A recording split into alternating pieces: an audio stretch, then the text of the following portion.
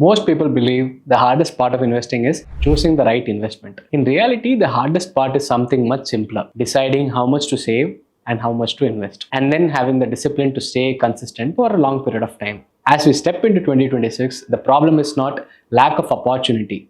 The real problem is distraction. Too many opinions, too much noise, and too little focus on basics. Hi, this is Vinayak from Ithought. In this video, I want to talk about saving and investments, not in terms of returns, but in terms of structure, protection, and accountability. If you're making a financial resolution for 2026, start with a basic, simple thing, or start with a protection. Before you invest seriously, make sure you are prepared for life events. Two things should be non-negotiable this year. First is having an emergency reserve. Second is adequate insurance for yourself. Your emergency reserve should cover 6 to 12 months of your expenses. This money is not for growth, it is for stability. It ensures that your investments don't get disturbed when life throws surprises at you. Along with this, health and life insurance are equally important to have in your asset allocation. Insurance is not an investment, it is a basic protection and a risk management tool. Without it, even the best investment plan remains vulnerable and a serious cost. Now let me address a very common misconception that I face with my friends and also my colleagues at certain times. So most people believe that they can save more later in their life, let's say when the income is higher. In reality, the opposite is usually true. When you start early in your career, your income may be actually lower, but your commitments are also lower. You don't yet have multiple EMIs, family responsibilities, or lifestyle commitments.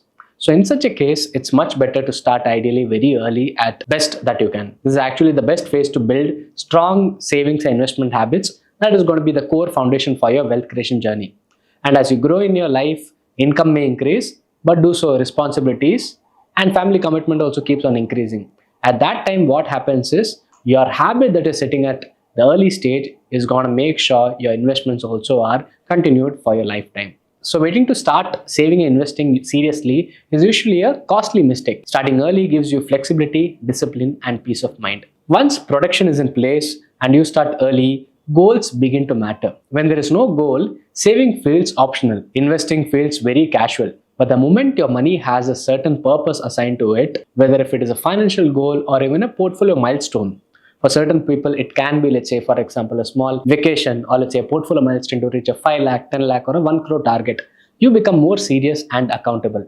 It could be a long-term financial independence that you're craving for, or it could be a simply to build a portfolio that gives you confidence for your wealth creation journey. So to simply say, goals change behavior. They make you think for long-term. They reduce impulsive buying or let's say spending, and they help you stay invested through ups and downs. Now comes a question everyone asks: where should I invest my savings? There is a lot of noise currently that you see. Friends have opinions, your social media have daily ideas that pop up on your screen. Everyone seems convinced that they have all the answers that they need. But this is where simplicity becomes very powerful. For most investors, starting with mutual fund is a sensible and practical approach rather than combining with, let's say, some crypto, direct equity investments and all.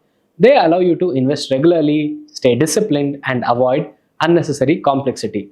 So having the right investment advisor as a partner makes this journey easier.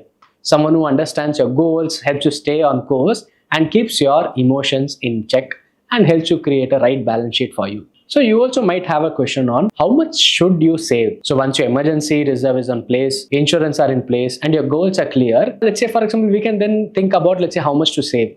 Realistically, 25 to 30% ideally of your net income should be assigned for your savings goals. Suppose that you stop seeing saving as a sacrifice. You start saving it as a responsibility. And so as you step into 2026, remember this: start early, protect yourself, give your money a clear purpose, and keep your investment simple and disciplined. So it's like generally a lot of people have a thumb rule of having 25 to 30% of savings and so on. But I would like to keep it very gradual because everyone's personal finance is more dynamic. Let's say, for example, I don't have any EMI commitments. I can save up to 40 to 50% of my current net income and savings. Let's say some of my other colleagues might have a different financial goal or a short-term commitment, or let's say a yearly expense requirement. Saving again depends, and also is going to be different person to person. So I would say it's not a, let's say, a one-size-fit-for-all approach, but ideally you should look for 25 to 30% saving of your net income. That is going to be a resolution that you can think for. So maybe for this new year resolution, think for 3 things. One is starting and building an emergency reserve for sure. Second is having a decent insurance cover for yourself. And thirdly, having the right savings for your financial journey and wealth creation journey. Whereas the other layer of where to invest and how to invest is where a right investment partner can help you out. So as we are stepping into new year, I would like to know your resolutions. So drop a comment on what are your financial resolutions. I would like to know about it.